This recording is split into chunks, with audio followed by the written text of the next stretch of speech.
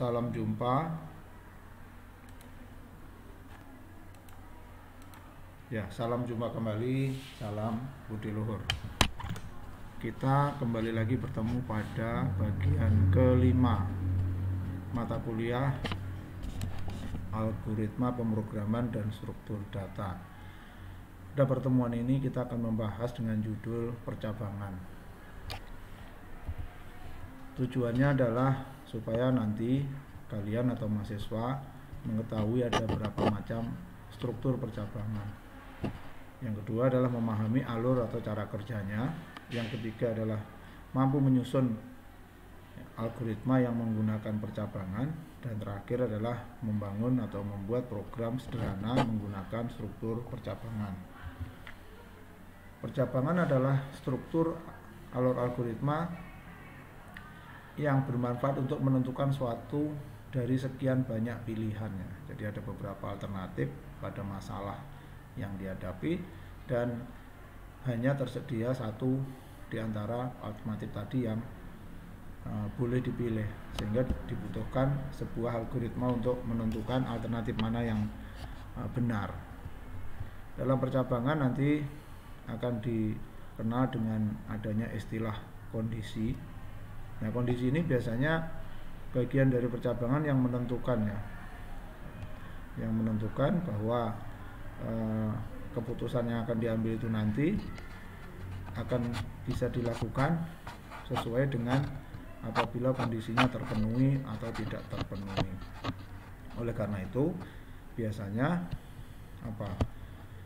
percabangan ini kondisinya akan memanfaatkan operator logika atau operator paling tidak ada operator pembanding tadi, sehingga nanti akan menghasilkan nilai true benar atau nilai salah. Contohnya sebagai berikut.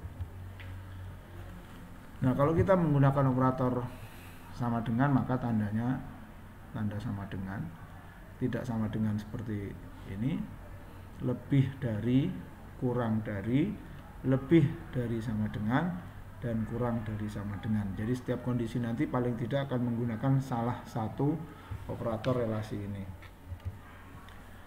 Contoh, kalau 5 lebih dari 2, berarti nilainya atau hasilnya adalah kondisi ini adalah true.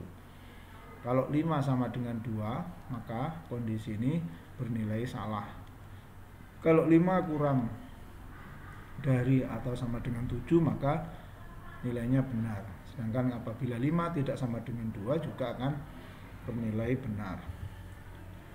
Percabangan dibedakan menjadi dua macam, yaitu simple percabangan, dan multi-way atau percabangan yang berganda. Nah, berikut penjelasan dari kedua macam tadi. Nah, simple condition branch yaitu control statement yang menjadi bagian simple condition branch adalah control statement if. Kalau simple itu berarti menggunakan if ya. Nah, di mana nanti akan ada 3 macam penggunaan atau struktur if, yaitu if then else, dan kemungkinan ada nested if atau if bersarang. Kemudian if pertama yaitu if then. If then bisa digambarkan sebagai sebagai if yang hanya memanfaatkan satu cabang saja, di mana biasanya pernyataan atau aksi hanya akan dilakukan apabila kondisi yang terjadi di dalam statement di dalam kondisinya itu bernilai benar saja, di mana pada saat bernilai salah tidak dilakukan statement sama sekali atau tidak ada aksi sama sekali, sehingga ini dikenal dengan istilah if then tanpa else. Bentuk umumnya seperti ini, baik menggunakan prosedur code maupun menggunakan flowchart.